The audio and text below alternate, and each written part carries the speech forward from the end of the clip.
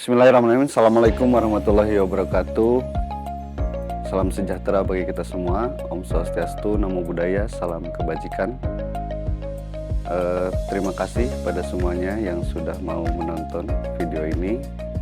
Pada kali ini saya perkenalkan terlebih dahulu, nama saya Zain Abdul Kudus, MIKOM, salah satu dosen pada program studi Sains Informasi. Dan pada kesempatan kali ini saya akan menjelaskan terkait dengan prinsip dasar manajemen record. Pada dasarnya kita harus mengetahui terlebih dahulu apa itu manajemen record dan makna dari manajemen record. Lalu kita pun harus bisa membedakan apa perbedaan dari manajemen record dengan dokumen biasa, kemudian perbedaan manajemen record dengan arsip.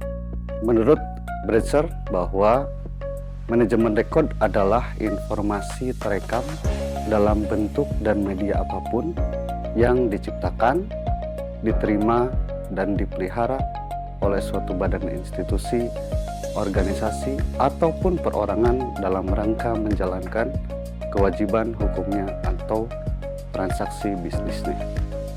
Ini menurut Bretzer. Artinya, di dalam record management ini ada kandungan informasi yang diolah, kemudian dipelihara, sampai nanti kepada mengevaluasi.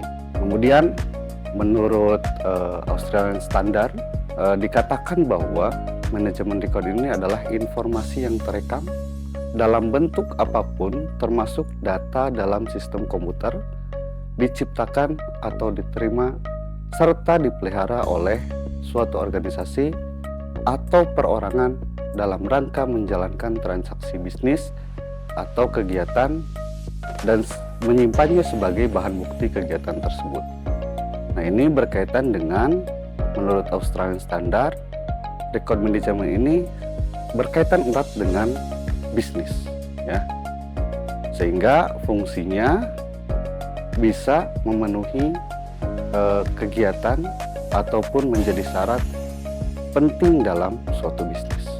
Kemudian ada beberapa pengertian lain yang dikatakan bahwa record itu bisa disebut sebagai carriers, ya, produk dan juga dokumentasi dari transaksi bisnis atau bisa disebut dengan business transaction, ya.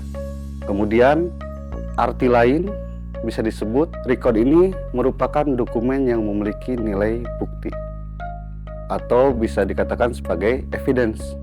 Sebagai apa? Sebagai hasil dari tugas dan fungsi serta berhubungan langsung dengan misi, visi, kegiatan, dan aktivitas organisasi. Nah, itu adalah beberapa definisi yang bisa kita pahami terkait dengan manajemen record. Ya, bahwa dikatakan record ini adalah serapan dari record yang diartikan dari bahasa Inggris, kemudian dikaitkan dengan istilah-istilah yang sudah muncul seperti arsip yang ada di dunia administrasi, ya. Kemudian selanjutnya, setelah kita memahami tentang arti dari record, kita pun harus bisa memaknai definisi itu sebagai sifat dasar dari record. Di antaranya adalah sifat dasar dari record. Yang pertama, record itu merupakan rekaman informasi. Artinya, pada setiap record tergantung suatu informasi yang masih digunakan dalam melaksanakan kegiatan organisasi. Yang kedua, sifat dari record itu adalah dalam berbagai bentuk. Menunjukkan bahwa bentuk-bentuk record bisa bermacam-macam. Di antaranya adalah bisa berbentuk kertas, bisa berbentuk elektronik, microfilm, dokumen, ataupun file. Dan di antara lain bisa masuk juga peta, kemudian gambar, foto, dan lain sebagainya. Kemudian jenis-jenis lain ada dari data, kemudian dari sistem bisnis, kemudian dokumen pengolahan kata, email, kemudian foto digital, audio, video, dan lain sebagainya. Itu sifat yang kedua dari record. Kemudian sifat yang ketiga adalah record itu diciptakan. Selain diciptakan, record diterima dan dipelihara yang menggantung arti bahwa record tersebut harus dikelola dan diatur untuk kelangsungan hidup organisasi. Artinya record ini menjadi core dari suatu organisasi atau inti dari organisasi. Itulah beberapa sifat yang kita bisa artikan dari definisi-definisi sebelumnya. Selanjutnya, konsep-konsep tadi bisa kita pahami juga dalam berbagai konteks organisasi. Dikatakan bahwa record ini sebagai corporate record. Perhatikan bahwa corporate record ini adalah record are produced are retained by a business in the process of acting as a corporation, ya, as a body regulation itself in its administration, organization, and operation as a legal business. Batasan ini bisa diartikan bahwa rekod-rekod yang diproduksi dan disimpan oleh satu bisnis dalam prosesnya berlaku sebagai sebuah lembaga, sebagai sebuah badan yang mengatur administrasi dirinya sendiri. Selain mengatur dirinya sendiri, mengatur juga organisasi dan juga operasi sebagai bisnis hukum. Nah, ini konsep lain yang dikatakan bahwa record ini sebagai corporate record. Artinya seperti hal yang dikatakan pertama kali tadi, bahwa record ini berkaitan erat dengan bisnis atau keberlangsungan organisasi. Lebih jauh lagi, bisa dikatakan juga bahwa record ini merupakan pusat ingatan organisasi atau corporate memory. Kalau kita berbicara tentang memori, artinya semua aspek-aspek dari yang mulai dari yang penting sampai tidak penting itu masuk ke dalam suatu memori. Kenapa dikatakan corporate memory? Karena record menyediakan bahan bukti kegiatan dan juga bahan bukti keputusan serta unsur yang diperlukan dalam akuntabilitas. Selain itu juga record ini mendukung formasi kebijakan dan membuat keputusan, melindungi minat organisasi, hak pekerja, pelanggan, dan juga warga negara, serta membantu organisasi untuk menjalankan bisnisnya dan mengirimkan layanannya dengan konsisten dan cara yang adil. Itulah beberapa konsep. Kemudian bisa dikatakan juga record ini membantu organisasi sebagai penggunaan yang baik dari pengalaman organisasi. Misalnya dikatakan bahwa organisasi ini mempunyai record, mempunyai aktivitas yang sudah berlangsung selama berpuluhan tahun atau beberapa dekade misalkan. Nah, ini bisa menjadi record dari pengalaman itu karena disimpan dan dikelola dengan baik. Setelah itu, selain penggunaan yang baik dari pengalaman organisasi, bisa juga mendukung konsistensi, kelanjutan atau sustainable, efisiensi dan produktivitas dalam penyimpanan, ya. Serta record ini berkaitan dengan manajemen dan administrasi. Di samping organisasi menciptakannya, seperti yang dikatakan tadi, record itu diciptakan, record juga mempunyai peranan dalam masyarakat luas. Kita ambil contoh, arsip pemerintah, misalkan menyediakan bahan bukti dari pelaksanaan administrasi dan menjadi unsur yang penting dalam akuntabilitas pada pemerintahan demokrasi yang modern. Kemudian kita bisa lihat kebaharuan dari record management. Sebetulnya ini merupakan istilah baru, ya, yang sebelumnya kita kenal sebagai arsip, ya, atau kearsipan. Karena ini berkaitan dengan bagaimana muncul konsep-konsep baru di dalam dunia penyimpanan, ya, atau dunia informasi. Kemudian kita juga harus mengkaji dari segi historis, ya, bagaimana record ini muncul, terutama di Indonesia. Kita lihat pada lembaga pemerintahan, istilah dan pengertian record ini tentu belum banyak dikenal, ya. Maka dari itu, ini adalah bentuk dari kebaruan, ya, dari keilmuan informasi terutama, ya, yang sebelumnya dikenal dengan istilah arsip, ya, lebih mengenal arsip. Nah, ini dapat dipahami karena memang secara historis arsip lebih dahulu ada sejak zaman pemerintahan Belanda atau zaman pemerintahan Hindia Belanda. Nah, pengertian dan istilah arsip ini sebetulnya sudah tercantum pada Undang-Undang Nomor 7 Tahun 1971 tentang pokok-pokok kearsipan. Nah, ini bisa dijelaskan kalau kita lihat dari pasal 2 undang-undang tersebut, Undang-Undang Nomor 7 Tahun 1971, bahwa fungsi arsip ini dibedakan menjadi arsip dinamis dan arsip statis. Arsip dinamis dipergunakan secara langsung dalam perencanaan, pelaksanaan, penyelenggaraan kehidupan berkebangsaan atau kehidupan pemerintah ya pada umumnya, atau dipergunakan secara langsung dalam penyelenggaraan administrasi negara. Kemudian yang kedua, di dalam undang-undang tersebut pada pasal 2 itu ada arsip statis. Arsip statis ini tidak dipergunakan secara langsung dalam perencanaan penyelenggaraan kehidupan kebangsaan pada umumnya maupun untuk penyelenggaraan sehari-hari administrasi negara. Nah, pengertian arsip tersebut dari pasal 2 Undang-Undang Nomor 7 Tahun 1971 ini berkaitan dengan bagaimana kita memaknai record sesuai konsep awal dari definisi yang sudah dijelaskan tadi.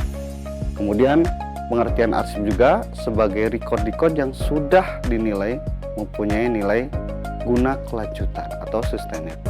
Sehingga pengertian ini umumnya digunakan untuk merujuk pada yang pertama itu adalah organisasi ya. Organisasi ini mencakup institusi atau program yang bertanggung jawab pada seleksi, pemeliharaan, dan penggunaan record yang mempunyai nilai guna kelanjutan. Kemudian yang kedua, pengertian tersebut berkaitan dengan suatu tempat penyimpanan atau bisa disebut dengan repositori ya. Nah, selain repositori ada juga gedung atau tempat yang diperuntukkan untuk menyimpan, pemeliharaan, dan menggunakan suatu manajemen record. Selanjutnya, dari kedua istilah ini karena secara historis tidak dikenal dengan yang namanya record, maka ini berkaitan dengan bagaimana penerapan record ini bisa selaras dengan konsep-konsep secara historis terkait dengan arsip dinamis. Artinya ada kemiripan dari konsep record ini dengan arsip dinamis. Nah, itulah beberapa hal terkait dengan konsep dasar manajemen record, kemudian hal-hal terkait substansial secara inti, apa sebetulnya manajemen record dan bagaimana perbedaannya dengan arsip. Pada dasarnya secara definisi ya, itu memiliki kesamaan dengan arsip dinamis. Maka bisa dikatakan bahwa manajemen record ini itu hampir sama dengan arsip dinamis. Arsip yang bisa dipergunakan secara langsung dalam aktivitas kegiatan organisasi atau pengambilan suatu keputusan. Itu mungkin yang bisa dikatakan dalam konsep record ya. Yang pertama itu bisa diartikan dari definisi, kemudian bisa dibedakan dari historis ya terkait dengan record dan juga arsip. Oke, selanjutnya bisa dikatakan bahwa juga record ini biasa perbedaannya selain dari historis tadi, record biasanya dikelola oleh manajer record, dinamakan manajer record. Dan sedangkan arsip itu dikelola oleh petugas kearsipan atau biasa disebut dengan arsiparis. Memang manajer record ini masih tabu sekarang di Indonesia karena belum ada konsep yang menggaungkan tentang manajer record ini. Padahal secara bisnis memang yang digunakan adalah bukan lagi arsip tapi sudah manajemen record. Karena di dalam organisasi ataupun perusahaan memang sangat berkaitan dengan dokumen-dokumen yang secara langsung berhubungan dengan keberlangsungan organisasi atau bisnis tersebut. Nah, ini perbedaan fungsinya dari segi pengelola ya. Kalau record itu oleh manajer record, kalau kearsipan itu dia dikelola oleh petugas kearsipan atau bisa disebut dengan petugas. Nah, ini contohnya adalah kita bisa lihat bagaimana record administrasi surat menyurat tentang suatu kegiatan untuk mengadakan pameran ya, biasa diluncurkan oleh sebuah perusahaan. Nah, apabila kegiatan peluncuran terlaksana berdasarkan penilaian, berkas, bisa menjadi arsip yang bersifat inaktif dan harus disimpan dalam jangka waktu tertentu, atau bahkan dapat disimpan sebagai bahan rujukan riset oleh perusahaan tersebut di masa yang akan datang untuk meluncurkan produk-produk yang lainnya. Nah, ini masuk ke dalam contoh kategori record. Selanjutnya di dalam record ini ya, kita memahami dari namanya yaitu manajemen record, artinya kegiatan record tersebut kita kelola, kita atur ya, yang diartikan dengan manajemen record. Kalau tadi kita membahas tentang recordnya, sekarang kita membahas tentang bagaimana manajemen recordnya ya. Manajemen record ini merupakan manajemen administrasi umum yang memperhatikan kegiatan untuk pencapaian efisiensi dan ekonomi dalam penciptaan yang pertama, kemudian pemeliharaan, penggunaan dan pemusnahan record selama daur hidupnya atau record life cycle ya. Sehingga untuk pencapaian tujuan organisasi bisa tercapai efisien, record perlu dikelola melalui program manajemen record.